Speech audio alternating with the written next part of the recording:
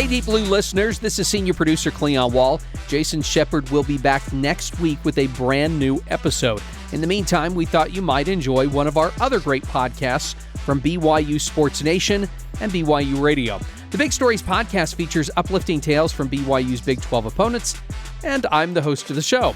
Since the Cougars just beat the Arizona Wildcats in basketball at the McHale Center in Tucson, we picked out an episode about Fred the Fox Snowden. He was the first U of A basketball coach to lead the Wildcats to victory at the McHale Center after it opened in 1973. He also happened to be the first African-American college basketball coach at a major university. It's a great story, and if you enjoyed this episode, be sure to check out more Big Stories episodes on the BYUradio app or wherever you listen to podcasts. Now we hope you enjoyed the Big Stories episode, The Fantastic Mr. Fox. The African American Museum of Southern Arizona is tucked away in the Student Union Building on the campus of the University of Arizona. It's not large. In fact, all the displays fit into one room. But that room has a wealth of information. There's an African-American man that came here in the 1500s. He was a slave, enslaved African. Well, they called him Esteban. I received a special tour from Museum Executive Director Beverly Elliott. We actually have a park that's called Esteban Park that African-American women in the 1920s and 30s asked the city of Tucson, can we use this property so our children have a place to play, because it was segregated at that time. So we're very proud that Esteban was one of the first. There are all sorts of displays honoring African Americans who have influenced the city of Tucson and the southern end of the Grand Canyon State. This is a gentleman, his name is Albert Randall. When he served at Davis-Monthan Air Force Base, he was a top gun. If you see a military person, first responder, police officer, sheriff, and they have an American flag on their sleeve, it's because of Albert Randall. And this is Quincy Douglas. We have a library named after her, Quincy Douglas Library, as well as a senior center that's named after her. She was the very first African-American woman to be published in the state of Arizona. You want to hear about Fred Snowden? Or? Yes, please. Okay. Of course I wanted to hear about Fred Snowden. He's the whole reason I made this trip to Tucson. My father is a historical figure. I needed to find out more about the first African-American head coach hired at a major university. I wanted to find out more about the man known as the Fox. Fred the Fox. Sly as a fox. Welcome to BYU Radio's Big Stories, telling the amazing and inspiring tales from the Big 12 and beyond. I'm your host, Cleon Wall. Our episode, Fred Snowden, the Fantastic Mr. Fox.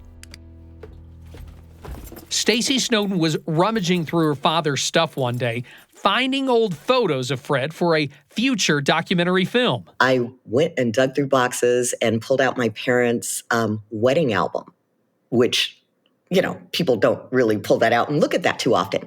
So I'm pulling it out, I'm looking through, and in the very back of it was this envelope, and it said, "My manuscript partial." And I thought, what is this? I've never seen this.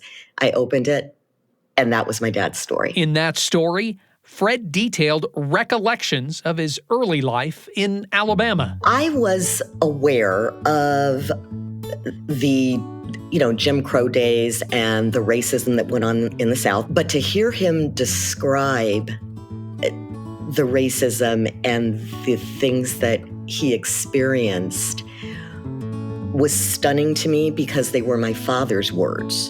And the story was like, my grandfather and I would go into the city to get an ice cream. That was the story. And then he would just mention, as he's telling this story, that of course at that time they'd be enjoying walking down the street, but if white people were coming along walking down the street, they had to step off of the sidewalk and go get in the middle of the street to not disturb their path. But he told those stories as if, just very matter-of-factly, this is just how it was. This is just what happened. He didn't express any anger about it. He didn't dwell on it. Stacy then read her father's account of taking a train to Detroit. Some of Fred's family members had already moved to the Motor City, looking to start a new life. He was maybe about 7 years old, and he had his one little suitcase, and he had a box of food. He had fried chicken and chocolate cake in this box, and he's on this train ride from Bruton, Alabama to Detroit by himself. Along that train ride, there was a white man on the train with him. And I guess he was kind of hungry. And he says, whatever you have in that box, young man, that sure does smell good. And my dad said, well, I'll share it with you. And he said, okay, you know what? I'd appreciate that. You share that with me. I'm going to make sure that you have a safe journey all along this path to Detroit. And that's what he did. My father was a very talented athlete. He played baseball and he played basketball in high school and in college. In fact, baseball was really his sport. When he was playing baseball, one of his best friends and his teammates was just like, Fred, you're just so good. You're so slick. You figure out everything to do out here on the field. I mean, you're just sly as a fox. You're like Fox out there. And it stuck. The Fox was so good at baseball that he was eventually drafted by his hometown Detroit Tigers. His passion was to go into coaching. That was really his passion. I mean, he's a very smart man, a couple of degrees, has a master's degree, but he wanted to teach and to coach and to mentor, which is why he had no desire to go into the farm system with the Tigers and play professional sports and go up those ranks. After graduating from Wayne State University, Fred returned to his alma mater, Detroit Northwestern High School. My father was about mentoring and protecting young people. And when he was coaching at Northwestern, that's when the 67 riots in Detroit took place. And my father got the keys to the school, the keys to the gym. He and his other coaches and other faculty literally went out into the streets of Detroit and just started rounding up youth. Just rounding up kids that went to the school that, they didn't want them out in the streets to have to come into contact with the National Guard and have any issues. Now, what's extra kind of fun about that is that my father taught and was very close to the creator of Motown and many of the artists of Motown. And so they spent their time in the gym kind of entertaining each other while these riots were going on. But again, he was about protecting and mentoring, and that's what he did throughout his career. Snowden was also a pretty good basketball coach. His varsity club won 87 games and only lost 7 times. And that's when he was offered a job to become an assistant coach at the University of Michigan. He was hesitant about it. He was kind of a celebrity in Detroit, and he really didn't want to be too far from the youth that depended on him. So the opportunity came up. My mother said, this is really a great opportunity. I think that you need to do this. But we did not move from Detroit to Ann Arbor. My dad commuted from Detroit to Ann Arbor every day because he still wanted to be there and be in the city and be available to the youth that he loves so much. Well, first time I met Coach Snowden was when he was named the assistant coach at the University of Michigan. Bob Elliott was an Ann Arbor high school basketball star who lived right across the street from the Wolverines' athletic facilities. I'm hanging around campus, trying to play ball with the Michigan players. That's how you always got better, play with people that are older and bigger than you. And that's when I first met him. My dad and mom have degrees from the University of Michigan. My dad was a hometown kid. And the Elliott family attended plenty of Michigan basketball games when Dave Strack was the head coach. When I was in elementary school, and if he saw my dad buying tickets, he'd come downstairs and tap me on my head, Dr. Elliott. I got to have Bobby when he's ready to play for me. But Coach Strack left the Michigan basketball bench and eventually accepted a job as Michigan's assistant athletic director. In 1972, Strack left Michigan to become the AD at the University of Arizona. One of Strack's first duties was to hire a head basketball coach, and he was good friends with the Fox. My dad actually wasn't his first choice. He had because this was a controversial hire. So other coaches turned him down, and then he went to my dad. To hear him describe the whole interview process is really interesting because he was very cognizant of being a Black man going through this process. There were things that he talked about that he just, what color shirt should I wear? Interviews goes well, goes back to Detroit. He's accepted the job. He wakes up in the middle of the night, wee hours, and he just changed his mind, decided he didn't want to do it. And so he and my mom were up all night, all wee hours discussing this. And he said, I just don't know if I want to take you guys away from all that you know here in Detroit. We had a wonderful life there. We had a beautiful home. He was so involved with the community. A lot of our family was there. And he said, I don't know if I want to take you away from that. Is this, the right decision? He said, I'm going to call Dave Strack and tell him I've changed my mind. And my mom said, no, you're not going to do that. This is really a wonderful opportunity for you. You have a chance to make history, to be the first. Someone's got to be the first. It might as well be you. The president of the University of Arizona at that time was a guy named John Schaefer.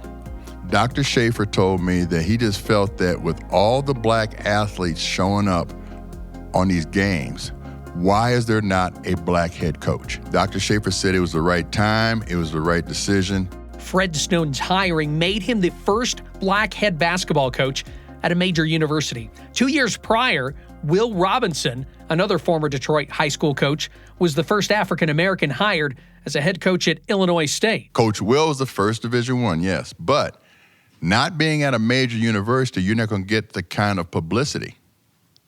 You're not going to be able to raise the kind of funds for a university that you can do at a major university compared to just being an independent. I think that was the difference. When Coach Snowden got that job at a major university, it unlocked the ability for other black coaches to coach at a major university where you have more exposure, TV games, you have, again, just the fundraising. Because in the end, it comes down to money. One of Coach Snowden's first recruits was Bob Elliott. Most coaches have a board where they say, here are your top recruits that you're going to go after. The top name on the list was mine. And so I guess I was in Coach's wish list from day one, and he was in mine. It was a chance to go out west and create history. I could have gone to Michigan. It would have been like 70% of our classmates at Pioneer High. You go across the street and go to the college there. But it was something about Coach Snowden to come out here, as he said, make history. Snowden did make history on and off the court, but racism also reared its ugly head. Coming up next, the Fox outfoxes detractors on the road to success. This is the Big Stories Podcast from BYU Radio.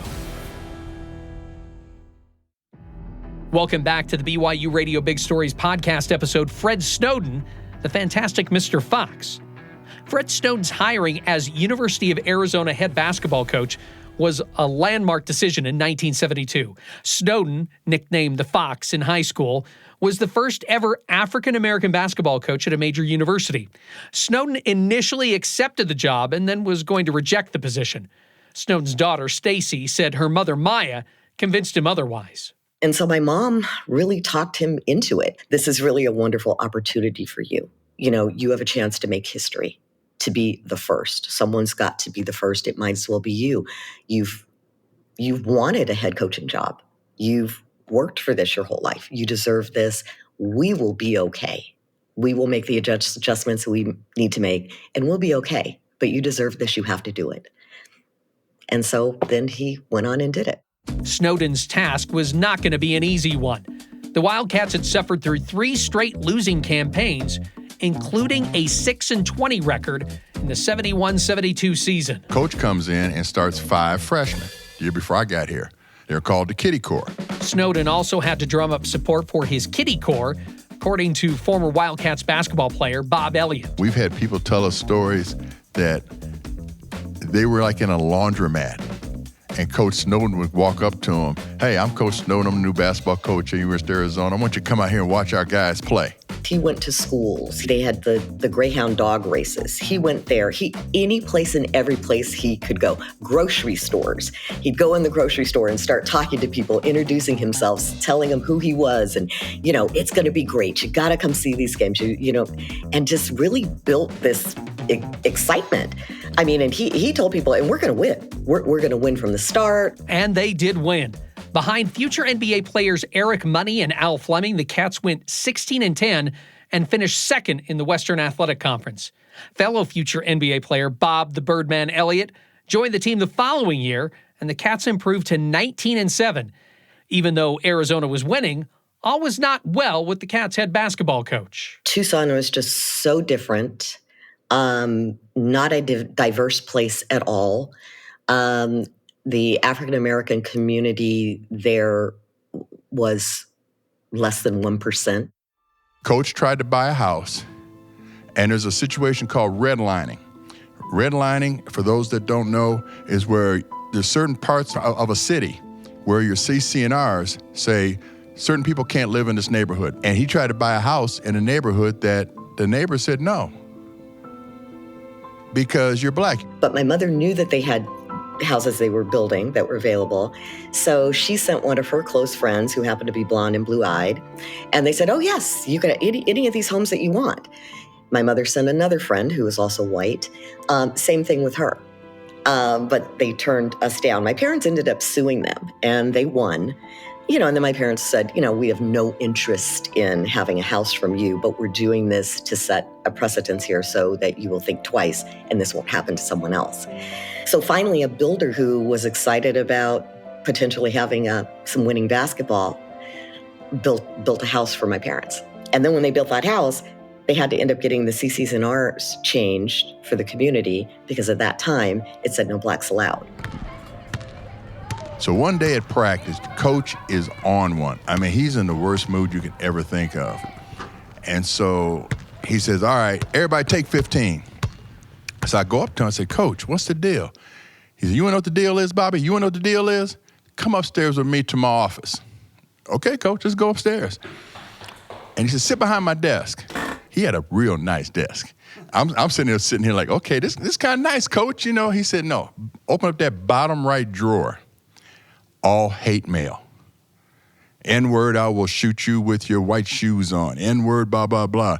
He told me you cannot tell anyone about what you just found out. When I want to say it, if I want to say it, I will be the one to tell it. The death threats were just, this went on for years. They always threatened they were going to set our house on fire. They were going to blow it up. I evacuated my house so many times, I don't even remember. Her first year, she probably spent more days in a hotel than in their house because of death threats and bomb threats.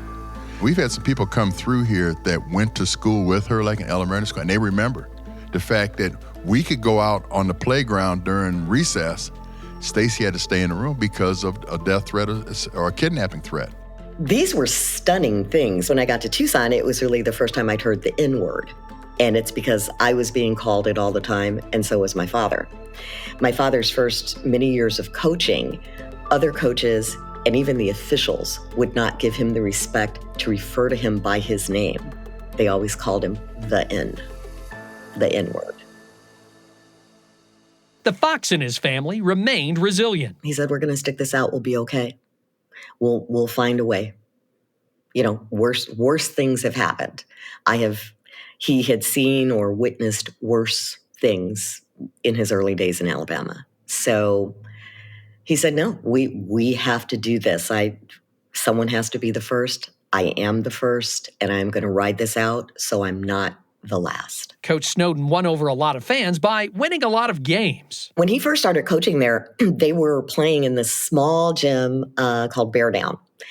When they started winning, Bear Down was filled to capacity. And I can remember people wanting to see this and be around this, so much so that they lined the streets all around that Bear Down gym just so they could hear the sounds. And if they heard a lot of cheering, they knew the team was winning. In 1973, the team moved over to the brand new McHale Center, which held over 14,000 fans. We were the first ones, our class, to only play in McHale Center. It was packed, it was loud, it was crazy. Coach Snowden started Tucson as a basketball town. His second year here, he was named Man of the Year in Tucson, the first black to be named Man of the Year in Tucson. So a lot of people liked what he had done. He brought a love for basketball and gave everybody in his town something to want to watch. He was winning, and he was bringing national recognition to Arizona basketball. So he developed a majority of a fan base that just loved and adored him. In 1976, the Cats clawed their way to the top of the WAC and were invited to the NCAA tournament. What was extra special about that is that first round game, my father was coaching against his very dear friend, John Thompson. John Thompson was a coach at Georgetown. My dad and John were very, very close. And in fact, in those early days, the phone would ring at night, kind of late, and my mom wouldn't even answer it. She'd yell and say, "Fred, it's John," because he would always call my dad. And I remember they would call each other. They were going through similar things with the racism and all that difficulty. So it was ironic that in '76, NC2A tournament, first Black head coaches to ever coach in the tournament were Fred Snowden and John Thompson coaching against each other in that first round game. And so my dad won, Arizona won, and that also made my dad, the first Black coach to ever win an NC2A tournament game. You don't realize the impact, and maybe till later on you get older. But that was huge. Next up was UNLV. That UNLV game, they took us to the Elite Eight, 114 to 109. No 24-second clock and no three. Arizona eventually fell to UCLA in the Elite Eight. But Coach Snowden was a popular guy in America's bicentennial year. My dad's on the cover of magazines, national magazines, Black magazines, Ebony and Sport Magazine and Jet Magazine. He's articles everywhere and so forth. He used to talk about how when he was at Detroit Northwestern, he had the Four Tops and the Temptations playing for him. We're like, yeah, coach, whatever. Okay. We're playing UNLV at UNLV. Who walks in the locker room? The Four Tops and the Temps. Fox, we told you, you come here, we're here for you. I'm like, well, I guess that one was true. He got so many coaching offers. He got coaching offers basically every year.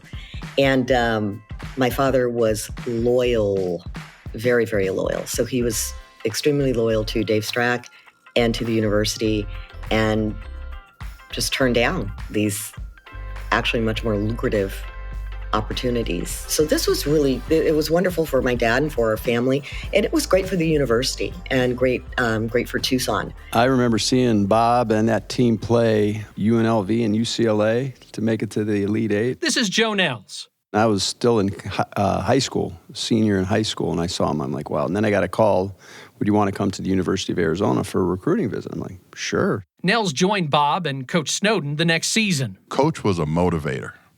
He would like to sit there and talk to you and get you to get all geeked up and wired up to play. As one guy said, Coach could sell you beach property in Yuma, Arizona. Yeah, he was a good talker. I didn't have the same relationship that Bob did. It was more player-coach for me. But he was all business. Did like the going to class and educating yourself. And, the practices were very punctual. If you were late, a couple guys that Bob played with didn't come on time, didn't give an effort, and they were kicked out of practice. So he was pretty much all business. In Joe's first season and Bob's final campaign, the Cats finished second in the WAC and lost in the opening round of the NCAA tournament to Southern Illinois. I mean, Coach Snowden recruited some top talent, and I was a freshman when Bob's crew was a senior, and they were very good. It was big bodies, athletic, and then all of a sudden things changed. Smaller centers, smaller forwards, not as athletic. Things changed, so they slowly started to go downhill. As Bob played in the NBA, he watched from afar as his alma mater kept winning fewer and fewer games. At the end of the 1982 season, Arizona won 9 games after transitioning to the Pac-10 conference. That's when the Fox decided to resign. So he spent another year there as an associate athletic director and then moved on. He moved on from coaching basketball altogether. He broadcasted some games and also scouted for the LA Lakers and LA Clippers, but those were just part-time gigs after moving to Southern California. He took a job with Baskin-Robbins Corporate. He was a vice president there of Urban Affairs and Development, which put him back into the root of what was so important to him. Dealing with the inner city, dealing with the community, building a minority franchise program for Baskin-Robbins. Fred held a similar position at Food for Less. He had also developed a program to save LA Unified School District's sports programs. They were having monetary issues, and they were going to eliminate the sports programs. So my father got his company to put, I believe it was $10 million into the sports program to save it at that time. So he was being honored in Washington, D.C. at the White House by President Clinton. And he went there for this honor, and that's where he actually passed away. It's devastating. Fred Snowden was only 57. They had the funeral in McHale Center. Half the stadium was full, which I was kind of surprised because he did so much for Tucson and Arizona basketball. He started Arizona basketball. So how revered was he? Should have been a lot more people at McHale Center for that goodbye. I didn't realize that his life was threatened. Bob told me that at, I think, Coach Snowden's funeral. And I had no idea. He kept that very close to the vest. And I wish I would have known it. I've been a little more sympathetic to what he was going through, but I had no idea. In 2023, over 50 years after Coach Snowden was hired as basketball coach and the McHale Center opened, Stacy Snowden was invited back to Tucson to talk about her dad with Bob Elliott. I was so humbled that we filled up a theater of people coming to, hear me talk about him and hear his players talk about him, and different people from the community from all walks of life that my father interacted with that have these stories of how he changed their lives. Beverly Elliott, Bob's wife, and the executive director of the African American Museum of Southern Arizona also asked Stacy if they could do a feature exhibit on Fred the Fox. I didn't want to put something in here about her dad without her knowing it. So when I talked to her, she said, "What do you want? What can I send you?" And so I said, "Well, you send me what you think your dad would want to represent him, and you to represent your family, and his time here and his time afterwards." And so she sent us this couple of huge boxes of items. Beverly proudly showed off some of the items sent to the museum. You can see there that Stacy, his daughter, as well as Mrs. Snowden. There he is with Danny Thomas, the founder of St. Jude's. There he is with Jesse Jackson with Operation Push. Nelson Mandela. So there were some pretty impressive people that he shared his life with and his family with. It's absolutely amazing. I mean, what Bob and his wife, Bev Elliott, have done for them to have put together this museum, it leaves me almost speechless. My father would be so proud of this. Stacy wants more people to discover her father's legacy because he was more than the first African-American basketball coach at a major university. I get stories from people still to this day that my father changed the trajectory of their lives. That, they were a high school student, they were a little bit lost. They had an interaction with my father. He followed through with them. He followed them. He helped them. And their lives turned out great. And that's an incredible legacy. Fred Snowden, the Fantastic Mr. Fox, was produced and written by Whitney Sheffield and Cleon Wall.